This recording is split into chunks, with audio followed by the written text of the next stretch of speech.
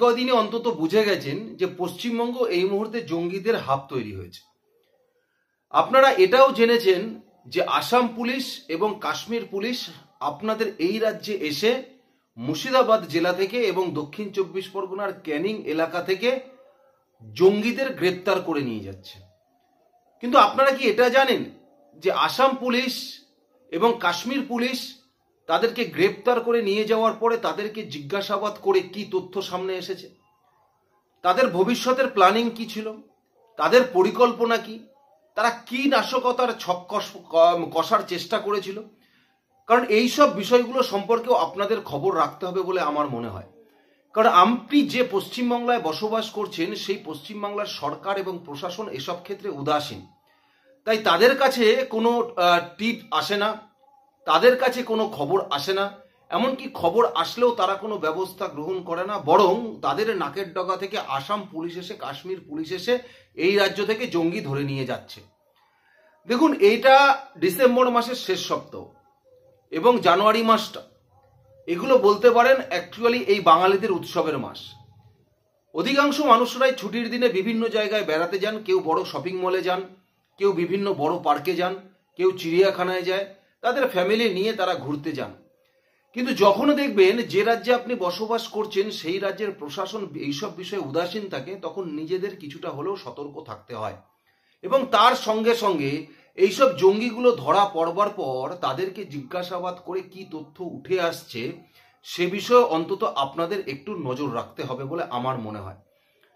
দেখুন, আসাম পুলিশ এসে মুর্শিদাবাদ থেকে যে দুজন জঙ্গিকে গ্রেপ্তার করেছে, একসাথে আসাম পুলিশের অভিযানে 8 জন জঙ্গি গ্রেপ্তার হয়েছে।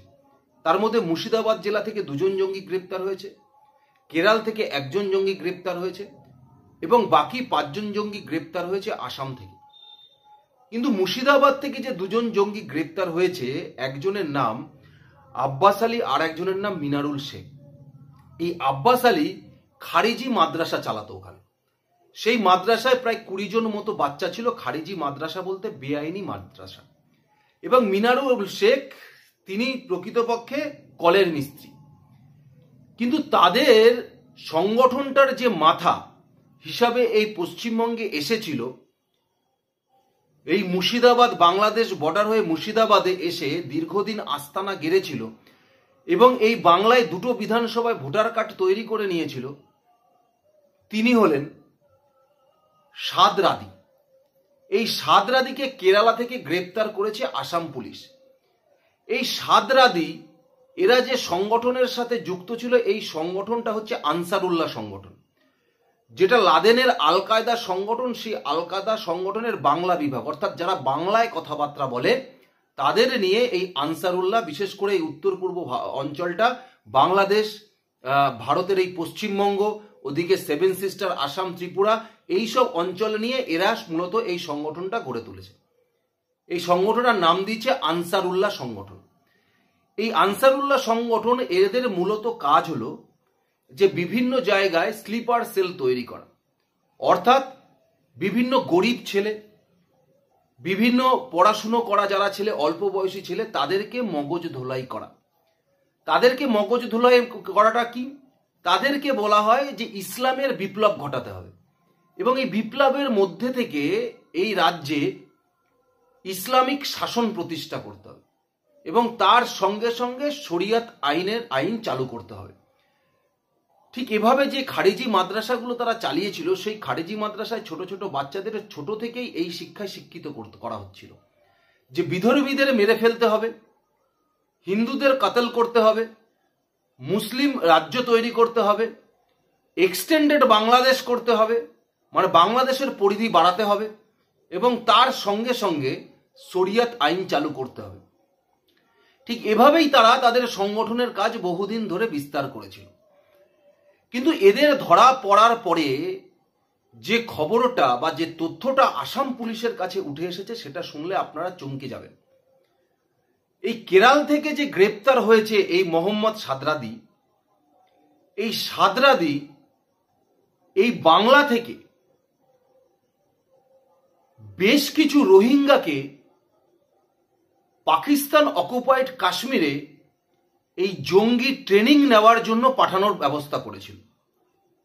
যে তারা ওখানে গিয়ে জঙ্গি ট্রেনিং নেবে, এবং তার জন্য তারা বেছেছিল বেশ কিছু রোহিঙ্গাকে, যারা বাংলাদেশের থেকে এই ভারতে এসছে রুট হিসাবে, বিশেষ করে পশ্চিমবঙ্গকে ব্যবহার করেছে, এবং পশ্চিমবঙ্গতে ঢুকে তারা ভারতবর্ষের যেখানে যেখানে ছড়িয়ে আছে সেই সমস্ত মানুষদের টার্গেট করে বেশ কিছু রোহিঙ্গাকে সংঘবদ্ধ করেছিল। তাদের দিয়ে এই কাশ্মীর অকুপাইড, পাকিস্তান অকুপাইড কাশ্মীরে সেই জায়গায় পাঠিয়ে সেখানে তাদেরকে জঙ্গি ট্রেনিং দেবে।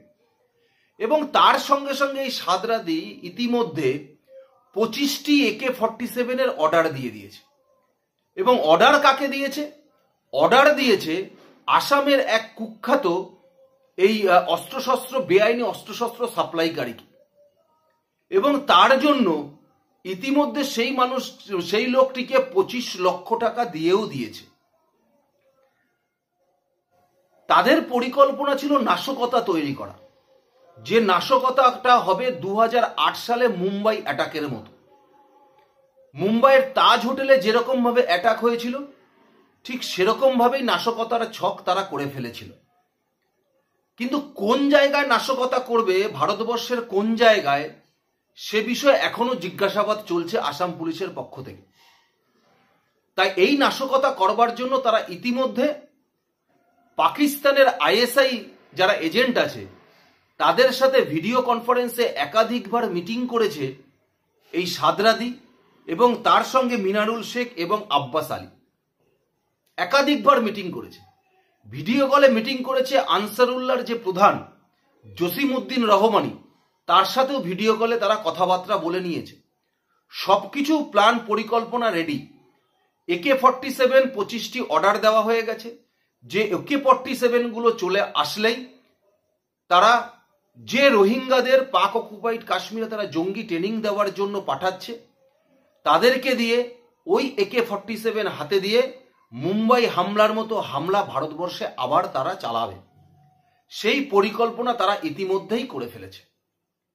কিন্তু সবথেকে আশ্চর্যের বিষয় কি জানেন? আশ্চর্যের বিষয় হলো যে এই মিনারুল শেখ এবং আব্বাস আলী এরা দুজনে মিলে উত্তর 24 পরগনা এবং দক্ষিণ 24 পরগনার একাধিক জায়গার থেকে তারা এই আনসারুল্লাহর হয়ে ফান্ড কালেকশন করেছে। কেন আমি বললাম যে এটা অত্যন্ত গুরুত্বপূর্ণ, তার কারণ যে উত্তর 24 পরগনা এবং দক্ষিণ 24 পরগনা এলাকা থেকে এই 25টি AK-47 কেনার জন্য এবং তাদের এই নাশকতার পরিকল্পনা এবং নাশকতা চালানোর জন্য যে পয়সার প্রয়োজন, সেই পয়সার বেশ কিছু অংশ তারা উত্তর 24 পরগনা এবং দক্ষিণ 24 পরগনার জেলা থেকে তারা ডোনেশন আদায় করেছে। প্রশ্নটা হলো ডোনেশনটা দিচ্ছে কে? ডোনেশন পাওয়া তখনই সম্ভব হবে যখন এদের সংগঠন বিস্তার লাভ করবে।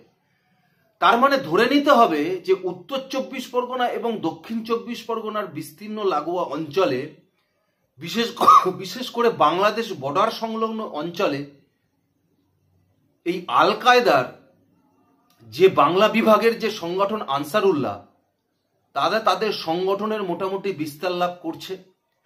আর বিস্তার লাভ করছে বলে তাদের সংগঠনে তারা বিভিন্ন মানুষকে যুক্ত করতে পারছে বলে, বিভিন্ন ছেলেদের মগজ ধুলাই করতে পারছে বলেই, অল্প বয়সের ছেলেদের তাদের সংগঠনের মধ্যে নিয়ে আসতে পারছে বলেই তাদের পক্ষে এই ফান্ড সংগ্রহ করাটা অনেকটা সুবিধা হয়ে যাচ্ছে বলে মনে হয় না? অনেকটা সুবিধা হয়ে যাচ্ছে তাদের পক্ষে ফান্ড। সুতরাং শুধুমাত্র মনিরুল শেখ আর এই আব্বাস আলীকেই ধরলেই এই সংগঠন পশ্চিমবঙ্গে শেষ হয়ে যাবে বলে কিন্তু মনে হচ্ছে না।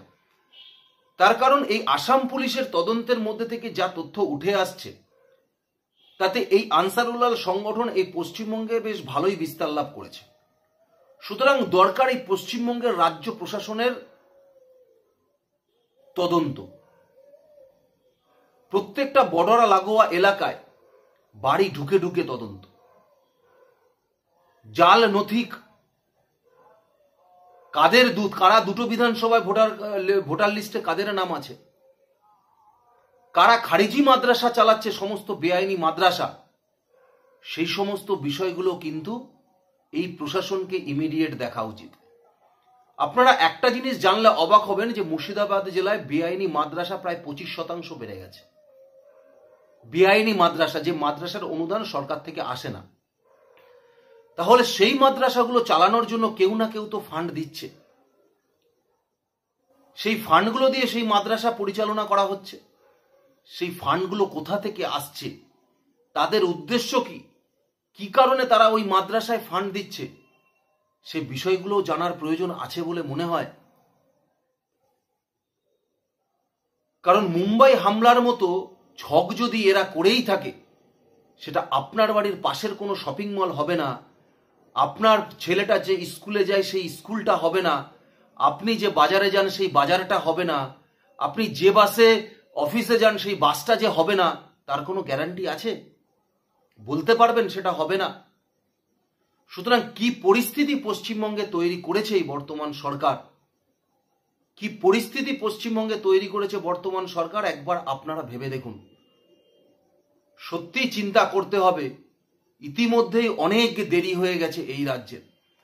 যা ক্ষতি করার মমতা বন্দ্যোপাধ্যায় এই রাজ্যের ক্ষতি করে দিয়েছে।